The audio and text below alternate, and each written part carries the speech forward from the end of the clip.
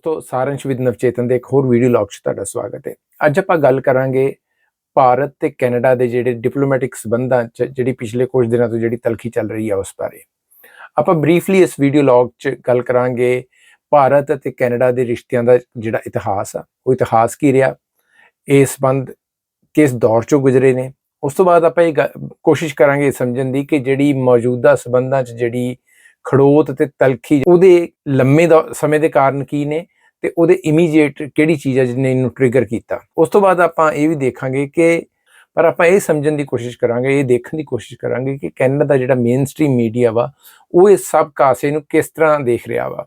ਤੇ ਉਸ ਤੋਂ ਬਾਅਦ ਆਪਾਂ ਇੱਕ ਬਰੀਫਲੀ ਅਖੀਰ ਤੇ ਇਹ ਸਮਝਣ ਦੀ ਕੋਸ਼ਿਸ਼ ਕਰਾਂਗੇ ਕਿ ਜੋ ਕੁਝ ਪਿਛਲੇ 3-4 ਦਿਨਾਂ 'ਚ ਬੜੀ ਤੇਜ਼ੀ ਨਾਲ ਘਟਨਾਵਾਂ ਵਾਪਰੀਆਂ ਤੇ ਜਿਹੜੇ ਫੈਸਲੇ ਦੋਵਾਂ ਸਰਕਾਰਾਂ ਵੱਲੋਂ ਲਏ ਜਾ ਰਹੇ ਆ, ਇਹਦਾ ਆਮ ਲੋਕਾਂ ਤੇ ਕੈਨੇਡਾ ਅਤੇ ਭਾਰਤ ਦੇ ਵਪਾਰਕ ਸਬੰਧਾਂ ਤੇ ਉਸ ਤੋਂ ਬਿਨਾਂ ਖਾਸ ਕਰ ਜਿਹੜੇ ਬਹੁਤ ਗਿਣਤੀ 'ਚ ਸਟੂਡੈਂਟ ਜਾਂਦੇ ਨੇ ਉਹਨਾਂ ਤੇ ਕੀ ਪ੍ਰਭਾਵ ਪਵੇਗਾ।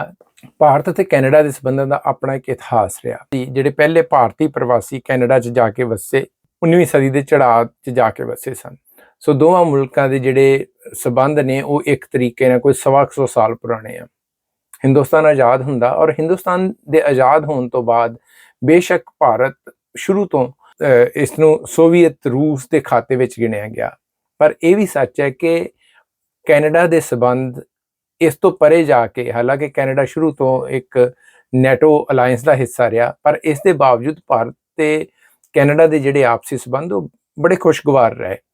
ਉਸ ਤੋਂ ਬਾਅਦ ਇੱਕ ਦੌਰ ਆਉਂਦਾ ਕਿ ਜਿੱਥੇ ਇਹਨਾਂ ਦੋਵਾਂ ਮੁਲਕਾਂ ਦੇ ਸਬੰਧ ਬੇਸ਼ੱਕ ਉਹ ਖੁਸ਼ਗਵਾਰ ਰਹੇ, ਪਰ ਉਹਨਾਂ ਵਿੱਚ ਕੁਛ ਨਾ ਕੁਛ ਤਲਖੀ ਆਉਣੀ ਸ਼ੁਰੂ ਹੋ ਜਾਂਦੀ। ਔਰ ਉਹ ਤਲਖੀ ਜਿਹੜੀ ਆ ਉਹਦਾ ਇੱਕ ਬਹੁਤ ਵੱਡਾ ਜਿਹੜਾ ਕਾਰਨ ਉਹ ਹਮੇਸ਼ਾ ਤੋਂ ਹੀ ਜਿਹੜੀਆਂ ਖਾਲਿਸਤਾਨ ਨਾਲ ਸੰਬੰਧਿਤ ਜਿਹੜੀਆਂ ਗਤੀਵਿਧੀਆਂ ਰਹੀਆਂ ਉਹਦੇ ਬਾਰੇ ਭਾਰਤ ਸਰਕਾਰ ਦਾ ਮੌਕਫ ਰਿਹਾ ਕਿ ਭਾਰਤ ਦੇ ਵਿੱਚ ਜਿਹੜੀ ਖਾਲਿਸਤਾਨ ਦੀ ਮੰਗ ਕਰਨ ਵਾਲੇ ਆ ਉਹ ਆਵਾਜ਼ਾਂ ਜਿਹੜੀਆਂ ਵਾ ਉਹ ਕੈਨੇਡਾ ਤੋਂ ਉੱਠਦੀਆਂ ਰਹੀਆਂ। 1980 ਤੋਂ 1984 ਦਾ ਦੌਰ, ਜਦੋਂ ਭਾਰਤ ਦੇ ਪ੍ਰਧਾਨ ਮੰਤਰੀ ਇੰਦਰਾ ਗਾਂਧੀ ਸਨ ਤੇ ਕੈਨੇਡਾ ਦੇ ਪ੍ਰਧਾਨ ਮੰਤਰੀ ਜਸਟਿਨ ਟਰੂਡੋ ਦੇ ਬਾਪ ਪੀਅਰ ਟਰੂਡੋ ਸਨ, ਉਦੋਂ ਵੀ ਦੋਵਾਂ ਸਰਕਾਰਾਂ 'ਚ ਇੱਕ ਕਸ਼ਮਕਸ਼ ਸੀ ਔਰ ਇਹ ਬਾਰ-ਬਾਰ ਚਿਤਾਇਆ ਜਾਂਦਾ ਰਿਹਾ ਭਾਰਤ ਵੱਲੋਂ, ਜਾਂ ਇਹ ਮੰਗ ਕੀਤੀ ਜਾਂਦੀ ਰਹੀ ਕਿ ਭਾਰਤ 'ਚ ਜਿਹੜੀਆਂ ਵੱਖਵਾਦੀ ਸਰਗਰਮੀਆਂ ਇਹਨਾਂ ਨੂੰ ਕੈਨੇਡਾ 'ਚ ਬੈਠੇ ਲੋਕਾਂ ਵੱਲੋਂ ਸਮਰਥਨ ਮਿਲਦਾ। ਉਸ ਤੋਂ ਬਾਅਦ 1985 'ਚ ਕਨਿਸ਼ਕ ਬੰਬ ਕਾਂਡ ਹੁੰਦਾ, ਜਿਹੜਾ ਕਿ ਇਹਨਾਂ ਦੋਵਾਂ ਮੁਲਕਾਂ ਦੇ ਸਬੰਧਾਂ ਦਾ ਇੱਕ ਬਹੁਤ ਲੋ ਪੁਆਇੰਟ ਸੀ।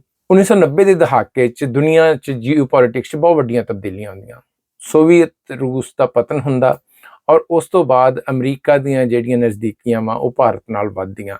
ਇੱਕ ਨੈਟੋ ਕੰਟਰੀ ਹੋਣ ਦੇ ਨਾਤੇ ਕੈਨੇਡਾ ਸ਼ੁਰੂ ਤੋਂ ਹੀ ਅਮਰੀਕਨ ਅਲਾਇੰਸ ਦਾ ਇੱਕ ਬਹੁਤ ਅਹਿਮ ਹਿੱਸਾ ਰਿਹਾ। ਸੋ ਕੁਦਰਤੀ ਸੀ ਕਿ ਜਿਹੜੀ ਭਾਰਤ ਤੇ ਕੈਨੇਡਾ ਦੇ ਵਿਚਕਾਰ ਤਲਖੀਆਂ ਦੇ ਬਾਵਜੂਦ ਵੀ ਜਿਹੜੇ ਆ ਉਹ ਸਬੰਧ ਆ ਉਹ ਹੋਰ ਖੁਸ਼ਗਵਾਰ ਹੁੰਦੇ ਆ। ਉਸ ਤੋਂ ਬਾਅਦ 2000 ਦੇ ਸ਼ੁਰੂ ਵਾਲੇ ਦਹਾਕੇ 'ਚ ਭਾਰਤ ਦੇ ਅਮਰੀਕਾ ਨਾਲ ਸਬੰਧ ਆ ਉਹ ਇੱਕ ਨਵੇਂ ਪੈਡਸਟਲ ਤੇ ਪਹੁੰਚਦੇ ਆ। ਦੋਵਾਂ ਮੁਲਕਾਂ ਦੇ ਵਿਚਕਾਰ ਸਿਵਲ ਨਿਊਕਲੀਅਰ ਡੀਲ ਵਰਗੀਆਂ ਜਿਹੜੀਆਂ ਸੰਧੀਆਂ ਹੁੰਦੀਆਂ, ਇਹੋ ਜਿਹੀ ਇੱਕ ਸੰਧੀ ਕੈਨੇਡਾ ਨਾਲ ਵੀ ਹੁੰਦੀ ਆ। ਔਰ ਇਸੇ ਅਰਸੇ ਦੇ ਦੌਰਾਨ ਇੱਕ ਹੋਰ ਵੱਡੀ ਤਬਦੀਲੀ ਆਉਂਦੀ ਆ। ਉਹ ਤਬਦੀਲੀ ਇਹ ਆ ਕਿ ਭਾਰਤ ਵਿੱਚੋਂ, ਖਾਸ ਕਰ ਪੰਜਾਬ ਵਿੱਚੋਂ ਇੱਕ ਬਹੁਤ ਵੱਡੇ ਪੱਧਰ ਦਾ ਪ੍ਰਵਾਸ ਜਿਹੜੇ ਲੋਕ ਕੈਨੇਡਾ ਜਾ ਕੇ ਸੈਟਲ ਹੁੰਦੇ ਆ। ਔਰ ਜਿਹੜੀ ਸਿੱਖ ਡਾਇਸਪੋਰਾ ਜੋ ਕਿ ਸ਼ੁਰੂ ਤੋਂ ਹੀ ਕੈਨੇਡੀਅਨ ਸੋਸਾਇਟੀ ਦਾ ਇੱਕ ਅਹਿਮ ਹਿੱਸਾ ਰਿਹਾ, ਉਹਨੂੰ ਮਿਕਦਾਰ ਦੇ ਉਹ ਇੱਕ ਬਹੁਤ ਅਹਿਮ ਥਾਂ ਜਿਹੜੀ ਆ ਉਹ ਕੈਨੇਡੀਅਨ ਸੋਸਾਇਟੀ 'ਚ ਆਪਣੀ ਬਣਾਉਂਦੇ ਆ। ਔਰ ਇਸੇ ਦੌਰਾਨ ਇਹ ਵੀ ਹੁੰਦਾ ਉੱਥੋਂ ਦੀ ਜੰਮੀ ਪਲੀ ਜਿਹੜੀ ਪਹਿਲੀ ਜਨਰੇਸ਼ਨ ਆ ਉਹਦੇ 'ਚ ਬਹੁਤ ਸਾਰੇ ਲੋਕ ਸਿਆਸੀ ਤੌਰ ਤੇ ਜਾਂ ਹੋਰ ਸ਼ੋਬਿਆਂ ਵਿੱਚ ਉਹ ਨਾਂ ਕਮਾਉਂਦੇ ਆ ਔਰ ਉੱਥੋਂ ਦੇ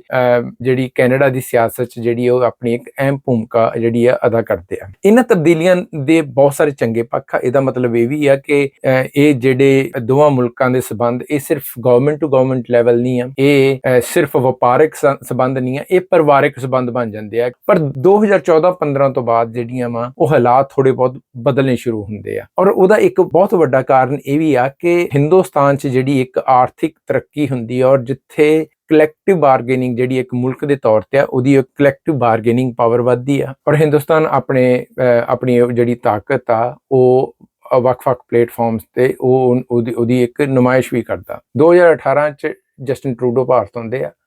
ਬੇਸ਼ੱਕ ਉਹ ਫੇਰੀ ਤੇ ਬਹੁਤ ਸਾਰੇ ਕਿੰਤੂ ਪਰੰਤੂ ਹੋਏ, ਪਰ ਇਹਦੇ ਬਾਵਜੂਦ ਜਦੋਂ ਉਹ ਇੱਥੋਂ ਗਏ ਤਾਂ ਇੱਕ ਜੁਆਇੰਟ ਸਟੇਟਮੈਂਟ ਆਈ। ਦੋਵਾਂ ਮੁਲਕਾਂ ਦੇ ਕੰਸਰਨਸ ਨੂੰ ਜਿਹੜਾ ਇੱਕ ਦੂਜੇ ਨੇ ਰੈਕੋਗਨਾਈਜ਼ ਕੀਤਾ ਤੇ ਉਹਦੇ ਤੇ ਕੰਮ ਕਰਨ ਦਾ ਨਿਰਣਾ ਕੀਤਾ। ਪਰ ਉਸ ਤੋਂ ਬਾਅਦ ਅਗਲੇ ਸਾਲ ਜਿਹੜੀ ਹਿੰਦੁਸਤਾਨ 'ਚ ਜਿਹੜੀ ਫਾਰਮਰ ਐਜੀਟੇਸ਼ਨ ਸ਼ੁਰੂ ਹੁੰਦੀ ਆ, ਉਸ ਤੇ ਫੇਰ ਰੱਦੇ ਅਮਲ ਆਉਂਦਾ ਵਾ ਜਸਟਿਨ ਟਰੂਡੋ ਦਾ। ਔਰ ਉਹ ਇੱਕ ਇਹੋ ਜਿਹੀ ਚੀਜ਼ ਸੀ ਜਿਹਨੂੰ ਘੱਟੋ ਘੱਟ ਭਾਰਤ ਵੱਲੋਂ ਇਹ ਲਿਆ ਗਿਆ, ਉਹ ਕੈਨੇਡਾ ਦੀ ਸਰਕਾਰ ਵੱਲੋਂ ਭਾਰਤ ਦੇ ਅੰਦਰੂਨੀ ਮਸਲਿਆਂ ਉੱਤੇ ਇੱਕ ਟਿੱਪਣੀ ਸੀ ਜਿਹੜੀ ਕਿ ਗੈਰ ਲੋੜੀਂਦੀ ਸੀ। ਔਰ ਉਸ ਚੀਜ਼ ਨੇ ਇੱਕ ਇਹਨਾਂ ਸਬੰਧਾਂ ਨੂੰ ਜਿਹੜੀ ਇੱਕ ਖਟਾਸ ਵੱਲ ਤੋਰਿਆ।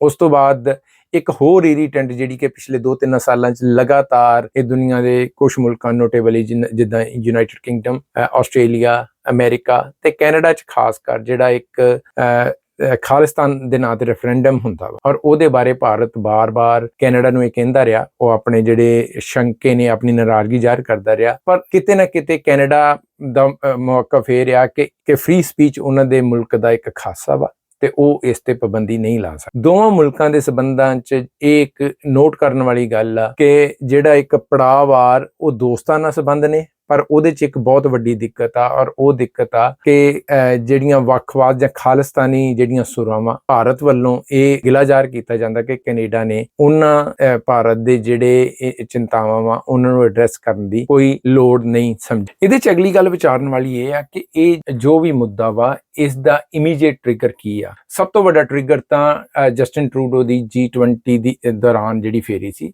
ਉਹਦੇ 'ਚ ਜੋ ਖਬਰਾਂ ਸਾਹਮਣੇ ਆ ਰਹੀਆਂ ਕਿ ਦੋਵਾਂ ਮੁਲਕਾਂ ਦੇ ਡੈਲੀਗੇਸ਼ਨਾਂ 'ਚ ਕੋਈ ਗੱਲਬਾਤ ਹੋਈ, ਦੋਵਾਂ ਮੁਲਕਾਂ ਨੇ ਇਸ ਬਾਰੇ, ਔਰ ਉੱਥੇ ਵੀ ਕਹਿੰਦੇ ਨੇ ਕਿ ਹਰਦੀਪ ਨਿੱਜਰ ਦੇ ਕਤਲ ਦਾ ਮਾਮਲਾ ਉਠਾਇਆ ਗਿਆ, ਜਿਸ ਨੂੰ ਭਾਰਤ ਨੇ ਕਾਊਂਟਰ ਕੀਤਾ ਕਿ ਭਾਰਤ ਦੇ ਅੰਦਰੂਨੀ ਮਾਮਲਿਆਂ ਕੈਨੇਡਾ 'ਚ ਬੈਠੇ ਅਨਸਰਾਂ ਵੱਲੋਂ ਜਿਹੜੀ ਆ ਦਖਲਅੰਦਾਜ਼ੀ ਹੋ ਰਹੀ। ਉਸ ਓਵਰਆਲ G20 ਦਾ ਜਿਹੜਾ ਜਸਟਿਨ ਟਰੂਡੋ ਦੀ ਫੇਰੀ ਸੀ, ਉਸ ਨੂੰ ਅਸਫਲ ਫੇਰੀ ਮੰਨਿਆ ਗਿਆ, ਨਾ ਸਿਰਫ ਭਾਰਤ ਵੱਲੋਂ, ਕੈਨੇਡਾ ਵਿੱਚ ਵੀ ਜਿਹੜੀ ਜਸਟਿਨ ਟਰੂਡੋ ਦੀ ਉਸ ਫੇਰੀ ਸੀ ਉਹਦਾ ਮੀਮਸ ਬਣਾ ਕੇ ਉਸ ਦਾ ਮਜ਼ਾਕ ਵੀ ਉਡਾਇਆ। ਇਹ ਲਗਾਤਾਰ ਦੂਸਰੀ ਫੇਰੀ ਸੀ ਜਸਟਿਨ ਟਰੂਡੋ ਦੀ ਜਿਹਦੇ ਤੇ ਅਸਫਲਤਾ ਦਾ ਠੱਪਾ ਬੜੇ ਮੋਟੇ ਤੌਰ ਤੇ ਲੱਗਾ ਹੋਇਆ। ਜਦੋਂ ਇੱਕ ਸਿਆਸਤਦਾਨ ਜਿਹੜਾ ਸਿਆਸੀ ਤੌਰ ਤੇ ਬਹੁਤ ਸਾਰੀਆਂ ਹੋਰ ਸਮੱਸਿਆਵਾਂ ਨਾਲ ਜੂਝ ਰਿਹਾ, ਜਿਹਦੇ 'ਚ ਉਹਦੀ ਪਾਰਟੀ ਕੋਲ ਬਹੁਮਤ ਨਹੀਂ ਆ, ਜਿਹਦੇ 'ਚ ਉਹਦੇ ਮੁਲਕ 'ਚ ਇੱਕ ਕਾਸਟ ਆਫ ਲਿਵਿੰਗ ਕ੍ਰਾਈਸਿਸ ਆ, ਇੱਕ ਹਾਊਸਿੰਗ ਕ੍ਰਾਈਸਿਸ ਆ, ਔਰ ਜਦੋਂ ਉਹਦੇ 'ਚ ਇੱਕ ਇਹ ਵੀ ਗੱਲ ਐਡ ਹੋ ਜਾਂਦੀ ਆ ਕਿ ਡਿਪਲੋਮੈਟਿਕਲੀ ਵਰਲਡ ਲੈਵਲ ਤੇ ਉਹਨੂੰ ਜਿਹੜੀ ਲੜੀਂਦੀ ਰਿਸਪੈਕਟ ਮਿਲਣੀ ਚਾਹੀਦੀ ਉਹ ਨਹੀਂ ਮਿਲ ਰਹੀ, ਤਾਂ ਇਹੋ ਜਿਹੇ ਵੇਲੇ ਕੋਈ ਸਿਆਸਤਦਾਨ ਕੀ ਕਰੇਗਾ? ਉਹ ਸਿਆਸਤਦਾਨ ਪੁਸ਼ਬੈਕ ਕਰੇ, ਔਰ ਉਹ ਪੁਸ਼ਬੈਕ ਜਸਟਿਨ ਟਰੂਡੋ ਹੋਰਾਂ ਨੇ ਇਸ ਕਾਊਂਟਰ ਅਫੈਂਸਿਵ ਦੇ ਤੌਰ ਤੇ ਕੀਤਾ। ਇਹਦਾ ਸਿੱਧਾ ਸੰਬੰਧ ਜਿਹੜਾ ਵਾ ਲੋਕਲ ਪੋਲਿਟਿਕਸ ਨਾਲ ਆ ਕਿ ਟਰੂਡੋ ਸਰਕਾਰ ਕੋਲ ਬਹੁਮਤ ਨਹੀਂ ਆ, ਔਰ ਉਹਨਾਂ ਨੂੰ ਇਹ ਲੱਗਦਾ ਕਿ ਜਿੱਥੇ ਕਿ ਬਹੁਤ ਸਾਰੀਆਂ ਜਿਹੜੀਆਂ ਖਾਲਿਸਤਾਨੀ ਸੁਰ ਰੱਖਣ ਵਾਲੀਆਂ ਜਿਹੜੀਆਂ ਧਿਰਾਂ ਵਾ ਉਹ ਉਹਨਾਂ ਨੂੰ ਬਜਵੀਂ ਵੋਟ ਪਾਉਂਦੀਆਂ, ਔਰ ਖਾਸ ਕਰ ਉਦੋਂ ਜਦੋਂ ਜਗਮੀਤ ਸਿੰਘ ਦੀ ਜਿਹੜੀ NDP ਆ ਉਹ ਵੀ ਇਸ ਸਰਕਾਰ ਨੂੰ ਹਮਾਇਤ ਦੇ ਰਹੀ ਆ, ਔਰ ਇਹ ਕੋਈ ਢੱਕੀ ਛਿਪੀ ਗੱਲ ਨਹੀਂ ਆ। ਜਗਮੀਤ ਸਿੰਘ ਹੋਰਾਂ ਦੇ ਜਿਹੜੇ ਆ ਉਹ ਖਾਲਿਸਤਾਨ ਬਾਰੇ ਕੀ ਵਿਚਾਰ, ਸੋ ਉਹ ਇੱਕ ਕਾਰਨ ਸਮਝਾਉਂਦਾ ਕਿ ਇਹਦੇ ਵਿੱਚ ਜਿਹੜਾ ਜਸਟਿਨ ਟਰੂਡੋ ਦਾ ਜਿਹੜਾ ਸਟੈਂਡ ਆ ਉਹਦੇ 'ਚ ਇੱਕ ਲੋਕਲ ਪੋਲਿਟਿਕਸ ਦਾ ਐਲੀਮੈਂਟ ਜਿਹੜਾ ਵਾ ਉਹ ਬੜਾ ਮੋਟੇ ਤੌਰ ਤੇ ਸ਼ਾਮਿਲ ਆ।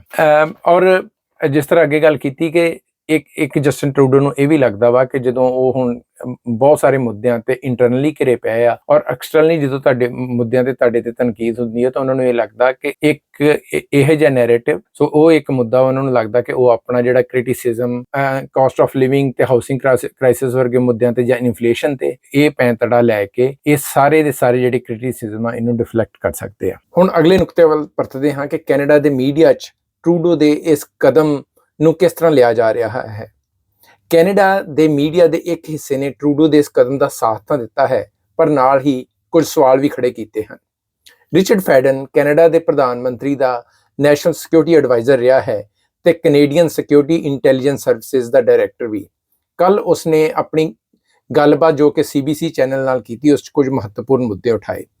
ਉਸ ਨੂੰ ਪੁੱਛਿਆ ਗਿਆ ਕਿ ਕੀ ਇਸ ਮਾਮਲੇ 'ਚ ਕੋਈ ਸਬੂਤ ਸਾਹਮਣੇ ਆ ਸਕਦਾ ਹੈ, ਤਾਂ ਉਸ ਦਾ ਸਪਸ਼ਟ ਜਵਾਬ ਸੀ ਕਿ ਬਿਲਕੁਲ ਨਹੀਂ। ਉਹ ਦੋ ਕਾਰਨ ਗਿਣਾਉਂਦਾ ਹੈ।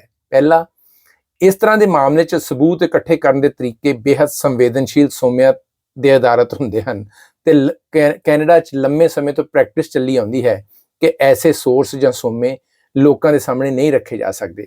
ਉਹਦੇ ਐਗਜ਼ੈਕਟ ਵਰਡਸ ਹਨ ਕਿ there has been a long standing practice that these sources can't be shared।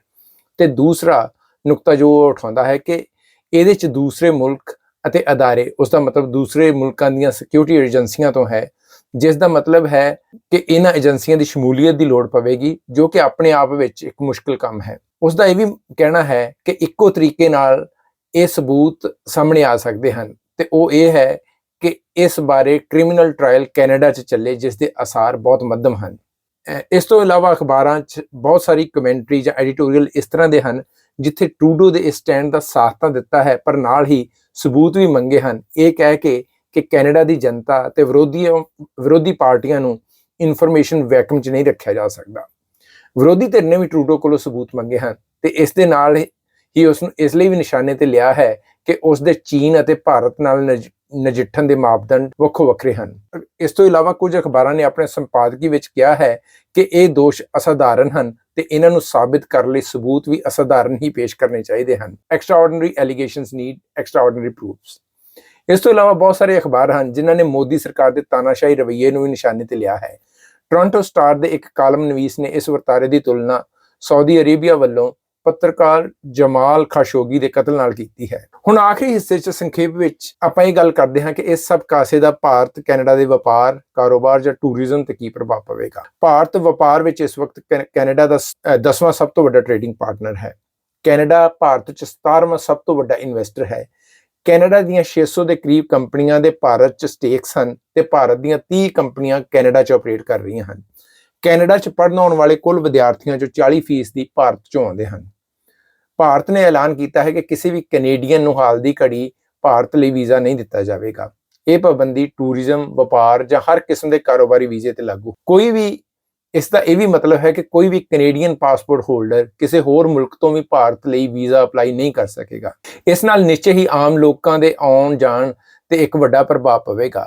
ਨਾ ਸਿਰਫ ਲੋਕਾਂ ਦੇ ਆਉਣ ਜਾਣ ਤੇ, ਸਗੋਂ ਇਸ ਆਵਾਜਾਈ ਨਾਲ ਸੰਬੰਧਿਤ ਹਰ ਕਿੱਤੇ ਦੇ ਲੋਕਾਂ ਦੀ ਆਮਦਨ ਤੇ ਵੀ ਪ੍ਰਭਾਵ ਪਵੇਗਾ। ਇਹਨਾਂ ਘਟਨਾਵਾਂ ਦਾ ਵਪਾਰ ਤੇ ਕਿਸੇ ਕਿਸਮ ਦੇ ਤੁਰੰਤ ਪ੍ਰਭਾਵ ਦੇ ਅਸਰ ਘੱਟ ਹਨ ਤੇ ਨਾ ਹੀ ਕੁਝ ਐਸਾ ਹੋਵੇਗਾ ਕਿ ਕੈਨੇਡਾ ਦੇ ਇੰਸਟੀਟਿਊਸ਼ਨਲ ਇਨਵੈਸਟਰਸ ਨੂੰ ਭਾਰਤ 'ਚੋਂ ਆਪਣੀ ਇਨਵੈਸਟਮੈਂਟ ਨੂੰ ਕੱਢਣਾ ਪਵੇ। ਪਰ ਇਹਨਾਂ ਪਾਬੰਦੀਆਂ ਨਾਲ ਮਾਰਕੀਟ ਸੈਂਟੀਮੈਂਟ ਜ਼ਰੂਰ ਪ੍ਰਭਾਵਿਤ ਹੋਵੇਗਾ, ਜਿਸ ਦਾ ਭਵਿੱਖ 'ਚ ਹੋਣ ਵਾਲੀ ਕਿਸੇ ਵੀ ਇਨਵੈਸਟਮੈਂਟ ਤੇ ਬੁਰਾ ਅਸਰ ਪਵੇਗਾ। ਇਸ ਗੱਲ ਦੀ ਵੀ ਕੋਈ ਸੰਭਾਵਨਾ ਨਹੀਂ ਕਿ ਦੋਵੇਂ ਮੁਲਕਾਂ ਵੱਲੋਂ ਵਿਦਿਆਰਥੀ ਵੀਜ਼ੇ ਤੇ ਕੋਈ ਟਾਰਗੇਟਡ ਪਾਬੰਦੀ ਲੱਗੇ, ਕਿਉਂਕਿ ਇਸ ਦਾ ਅਸਰ ਦੋਵਾਂ ਮੁਲਕਾਂ ਦੀ ਆਰਥਿਕਤਾ ਤੇ ਬੁਰਾ ਪਵੇਗਾ, ਪਰ ਮਾਰਕੀਟ ਸੈਂਟੀਮੈਂਟ ਦਾ ਅਸਰ ਇਸ ਸੈਕਟਰ ਤੇ ਵੀ ਪਵੇਗਾ। ਕੁੱਲ ਮਿਲਾ ਕੇ ਭਾਰਤ ਕੈਨੇਡਾ ਸੰਬੰਧ ਉਸ ਮੋੜ ਤੇ ਹਨ ਜਿਸ ਚੋਂ ਕਿਸੇ ਦਾ ਵੀ ਜੇਤੂ ਹੋ ਕੇ ਨਿਕਲਣਾ ਮੁਸ਼ਕਲ ਲੱਗ ਰਿਹਾ ਹੈ, ਖਾਸ ਕਰ ਜਦੋਂ ਦੋਵੇਂ ਮੁਲਕ ਆਲਮੀ ਪੱਧਰ ਤੇ ਇੱਕ ਹੀ ਮੁਹਾਜ਼ ਦਾ ਹਿੱਸਾ ਹਨ। ਇਹ ਇੱਕ ਐਸਾ ਮਸਲਾ ਸੀ ਜਿਸ ਨੂੰ ਕੂਟਨੀਤਿਕ ਪੱਧਰ ਤੇ ਨਜਿੱਠਿਆ ਜਾ ਸਕਦਾ ਸੀ, ਇਸ ਨੂੰ ਜਨਤਕ ਕੀਤੇ ਬਿਨਾ। ਪਰ ਇੱਕ ਜਨਤਕ ਪੈਂਤੜਾ ਅਪਣਾ ਕੇ ਇੰਜ ਲੱਗਦਾ ਹੈ ਕਿ ਦੋਵੇਂ ਧਿਰਾਂ ਨੇ ਘੱਟੋ ਘੱਟ ਹਿੰਦੁਸਤਾਨ 'ਚ ਹੋਣ ਵਾਲੀਆਂ ਅਗਲੀਆਂ ਚੋਣਾਂ ਤੱਕ ਆਪਣੇ ਸਬੰਧਾਂ ਨੂੰ ਠੰਡੇ ਬਕਸੇ ਵਿੱਚ ਲਾ ਦਿੱਤਾ ਹੈ। ਇਸ ਤਰ੍ਹਾਂ ਦੀਆਂ ਕਨਸੋਵਾਂ ਹਨ ਕਿ ਭਾਰਤ ਵੱਲੋਂ OCI ਵੀਜ਼ਾ ਧਾਰਕਾਂ ਤੇ ਵੀ ਕੋਈ ਸਖਤ ਫੈਸਲਾ ਲਿਆ ਜਾ ਸਕਦਾ ਹੈ, ਜਿਸ ਦਾ ਰੱਦੇ ਅਮਲ ਕੈਨੇਡਾ ਵੱਲੋਂ ਵੀ ਆ ਸਕਦਾ ਹੈ। ਐਸੇ 'ਚ ਇੰਜ ਲੱਗਦਾ ਹੈ ਕਿ ਭਾਰਤ ਕੈਨੇਡਾ ਸੰਬੰਧ ਸੁਧਰਨ ਤੋਂ ਪਹਿਲਾਂ ਇਸ ਤੋਂ ਵੀ ਵੱਧ ਵਿਗੜ ਸਕਦੇ ਹਨ। ਰੱਬ ਕਰੇ ਕਿ ਇਹ ਤੌਖਲਾ ਝੂਠਾ ਹੀ ਸਾਬਤ ਹੋਵੇ। ਦੋਸਤੋ, ਸਾਰੰਸ਼ ਦਾ ਇਹ ਵੀਲੌਗ ਦੇਖਣ ਲਈ ਤੁਹਾਡਾ ਬਹੁਤ ਬਹੁਤ ਸ਼ੁਕਰੀਆ। ਜੇ ਤੁਹਾਡੇ ਇਸ ਵੀਲੌਗ ਬਾਰੇ ਕੋਈ ਸਵਾਲ ਹੋਣ ਤਾਂ ਉਹਨਾਂ ਨੂੰ ਤੁਸੀਂ ਕਮੈਂਟ ਬਾਕਸ ਵਿੱਚ ਪੁੱਛ ਸਕਦੇ ਹੋ, ਤੇ ਇਸ ਬੇਨਤੀ ਨਾਲ ਕਿ ਚੈਨਲ ਨੂੰ ਸਬਸਕ੍ਰਾਈਬ ਕਰਨਾ ਤੇ ਵੀਡੀਓ ਨੂੰ ਲਾਈਕ ਤੇ ਸ਼ੇਅਰ ਕਰਨਾ ਨਾ ਭੁੱਲਣਾ। ਬਹੁਤ ਬਹੁਤ ਧੰਨਵਾਦ।